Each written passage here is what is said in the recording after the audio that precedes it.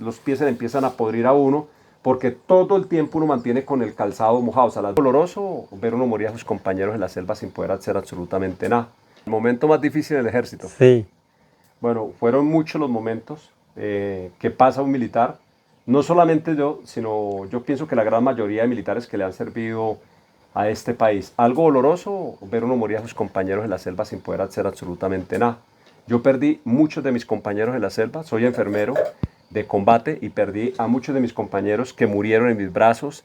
De hecho, tuve que pasar más de 4 días con heridos en la selva. Morían allá porque no llegaba un helicóptero, el tiempo estaba así nublado y no se podían evacuar, y eso lo impacta a uno mucho, es muy difícil. También estuve la amarga experiencia, don Pablito, que mientras estuve en el ejército, la violencia me quitó a 2 de mis hermanos, a 2 de mis hermanos menores. De hecho, en el año 2009 asesinaron a mi segundo hermano y yo ni siquiera pude ir al sepelio porque estaba en operación militar en el departamento del Cauca y no me pudieron sacar porque estábamos en la selva. Llegué a mi casa a los 10 días después de la muerte de mi hermano. Para mí, de pronto, esos fueron como los momentos más difíciles de mi vida, de toda mi vida militar. No, pues pesado. Y bueno, y la comidita y todo, que aguantar hambre así en esos sentidos. La comidita, le haría la misma respuesta que usted. A veces a uno le toca aguantar más hambre que el ratón de ferretería. ¿Qué pasaba? En mi época nos internaban en la selva hasta 7 meses sin salir a la casa. Por ejemplo, a mí me tocó el Amazonas. 3 regiones de las difíciles que a mí me tocó fue el Amazonas. Allá es muy difícil el abastecimiento. Otra región muy difícil que tocó fue el departamento del Nariño y del Cauca, donde era muy difícil abastecer. Los llanos orientales en la zona de distensión era muy complicado el abastecimiento. Entonces, a veces le envían a uno los víveres normales, lo que come usted acá. Sí. Arrocito, pastica, frijolito, arrocito, enlatados, atún y eso. Y como dice usted, don Pablito, a veces la carne era en fotografía. Claro, A veces sí. cuando llegaba el helicóptero, los primeros 3 días uno comía carne, la carne se dañaba. Tocaba hacer como una hoguera y secarla para poderla conservar. Cuando el helicóptero no llegaba, nosotros alcanzamos a durar 8 días sin víveres, sin nada de Uy, víveres, sí. aplicando solamente supervivencia, o sea, comiendo por ahí cositas así. A veces lo único que quedaba era lentejitas. Las lentejas siempre era la salvación de uno del ejército.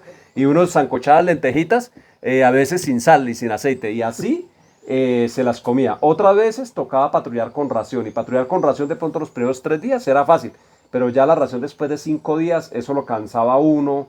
Se le acababa la ración y tocaba pues pura supervivencia, aguantar hambre.